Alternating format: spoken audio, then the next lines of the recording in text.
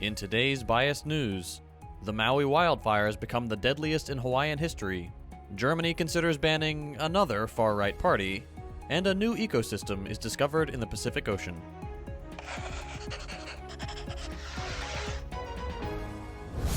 Terrifying images out of Hawaii as wildfires in Maui have raged for several days, leaving 93 dead so far. Much of the resort section of the island was engulfed as the fire quickly spread across the city, destroying homes, shops, and other property. The search for victims is ongoing, as firefighters work to subdue the remaining pockets of active burning. Although Hawaii has an emergency notification system in place, no siren stations were sounded, and some witnesses said they received little warning while the flames ravaged the town in just a few minutes. Some witnesses dove into the Pacific to find safety. This event marks Hawaii's worst natural disaster, dethroning a 1960 tsunami that killed 61 people. Other major fires have taken similar tolls around the US. One example being the 2018 Paradise, California fire, which killed 86. Several hundred people are still missing as crowdsourced databases have popped up, others mobilizing on social media in search of loved ones. The city has just reopened as of Friday, though some parts remain barricaded and the area continues to be deemed a hazard zone due to fumes and other contaminants. In total, nearly $6 billion of damage was done, with over 2,200 structures damaged and 2,000 acres burned. These problems will only increase in frequency and severity thanks to capital-driven climate fallout. This can only be minimized in the future if drastic environmental policies, including the nationalization of all non-compliant industries, takes place, along with a dedicated political program that actually recognizes the threat posed by climate change. This, however, does not seem to be a major concern of the capitalist economies. Global environmental disaster doesn't seem to be stopping with Hawaii either. Intense rains in the Himalayan region have led to floods and landslides, causing at least 24 deaths and leaving dozens missing.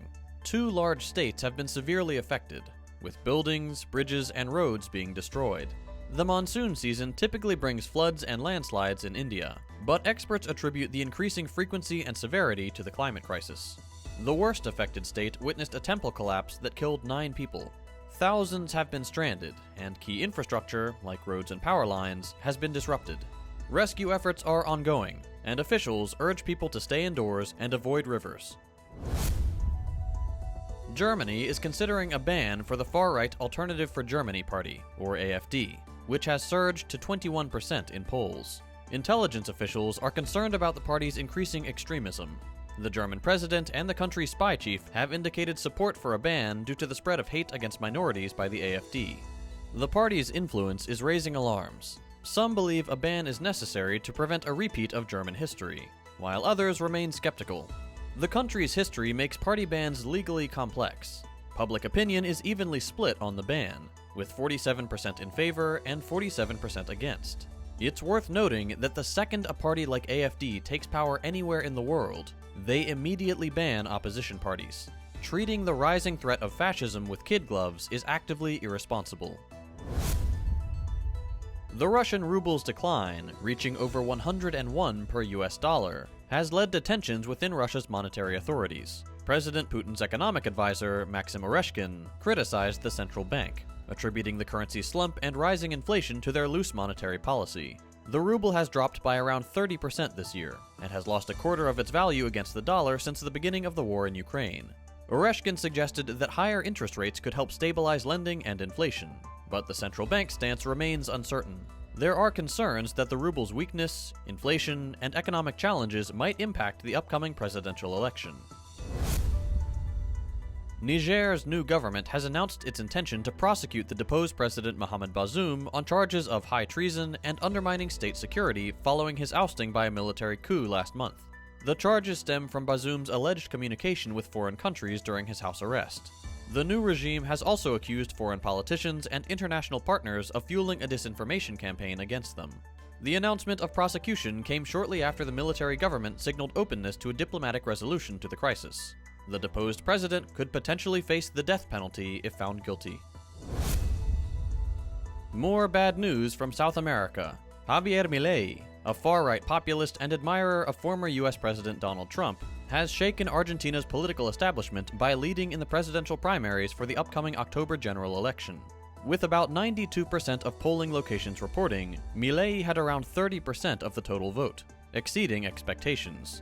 His intensely regressive stances, such as advocating for the abolition of Argentina's central bank, dismissing the climate crisis, and supporting the legalization of human organ sales, have gained him a following among the reactionary crowd.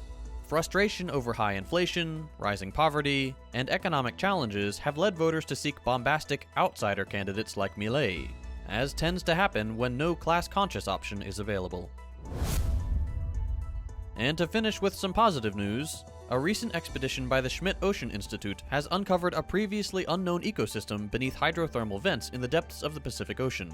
This area, which had never been explored before, was found to contain veins of subsurface fluids teeming with life, including worms, snails, and chemosynthetic bacteria.